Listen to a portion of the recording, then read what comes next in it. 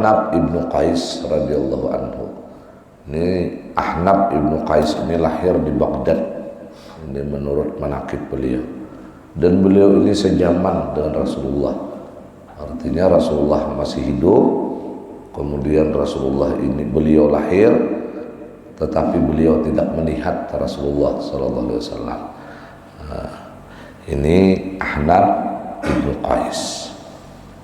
Kata beliau, la rahata lil hasudi, tidak ada istirahat bagi pendengki. Jadi bila orang ini dengki, maka kada ada istirahatnya siang malamnya. Asa kayak dikarukut bidawal aja hati, besamut aja utak.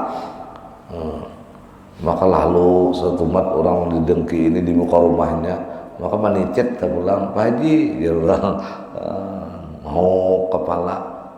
Ini pokoknya kata beliau, la rahata lil hasud, tidak ada istirahatnya bagi pendengki. Insyaallah. Qala Abdul Mu'ti As-Samnawi, berkata Abdul Mu'ti As-Samnawi naqalan an syaikhihi Al-Badari rahimahullahu taala. Beliau mengutip dari guru beliau yaitu Al-Badar rahimahullahu taala.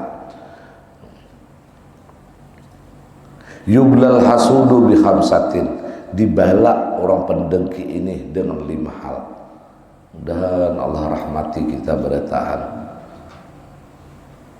Maka bila orang inilah memiliki dengki di hatinya, maka amal ibadah seberapapun banyaknya dimilikinya hangus, tidak ada tercatat menjadi amal kebaikan.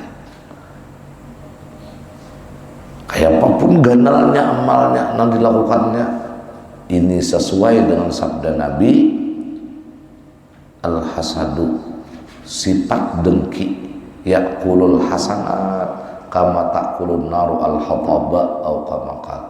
Dengki yang dimiliki seorang hamba Allah ini memakan semua kebaikan yang dia miliki, selayaknya api terus memakan kayu bakar. Namun kan betul kan habis, umpama kayu bakar itu obat nyamuk, maka betul kan habis obat nyamuknya itu hanya pajah apinya. Jadi apapun amal ibadah yang dilakukan oleh orang yang pendengki ini tidak tersisa. Dan ini ada. Kenapa jadi ada? Karena Quran ada. Disuruh berlindung wa min syarri hasidin idza hasad. Dan Allah pelihara kita berataan. Dan ya Allah, nah ini orang pendengki ini dibala Tuhan dengan 5 bala. Pertama, husulul dzammi lahu, dia akan mendapatkan, menghasilkan celaan bagi pendengki. Jadi orang yang pendengki ini akan dicela oleh Allah, dicela oleh kawan, dicela oleh orang yang mendengki. Yang didengkiinya pun mencela, kawan mencela, Allah lawan Rasulnya sudahnya. Jadi kamu dicela aja berarti kada dipuji. Nah, orang yang kada pernah dipuji berarti kada pernah baik di mata Allah dan Rasulnya. Walaupun di depan mata manusia misalnya orang tuh orang baik, sekali jadi hatinya memukut, napa nang mukut, napa nang membara, sekalinya kedengkian dengan orang lain. Nah, dengki ini sama profesi, dan dengki ini masuk ke kesemuanya lini, masuk ke tuan guru. Malah ujar para ulama ini yang paling berpotensi memiliki kedengkian. Jangan pian anggap para tuan guru ini steril dari dengki. Malah tuan guru yang paling banyak berpotensi memiliki sifat kedengkian ini. Guru ini sekolahnya di kampung aja, tapi bilanya sidin misalnya pembacaan banyak kurang ketujuh. Seorang kisah luar negeri macam-macam, belagu-lagu misalnya mengajinya bersair-sair misalnya seorang, tapi orang kada tapi mendengari. Kayaknya belinya bertamuan guru itu jar guru anu jar seorang pun kada terdengar jar guru nang seorang. Nah ini bisa.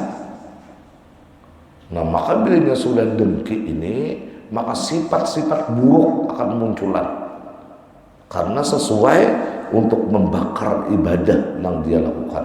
Jadi orang ini pak ibadah, mbah ada hasanat, ada memiliki kebajikan, ada memiliki kebaikan. Orang ini gemar melakukan kebaikan, tetapi dimakan oleh hasad itu, sehingga di mata Allah tidak ada kebaikan sedikit pun. Waliyadzubillah. No, masuk ini kepada tuan guru, kepada pedagang, kepada sama tetangga, kepada orang miskin, sama aja, sama gawian ya aja. Pian mohon maaf lah, ini contoh bukan mahina. Tukang becak misalnya nih, mangkal dikalah dokter spesialis. Kan yang paling ganal penghasilannya kan dokter spesialis tuh.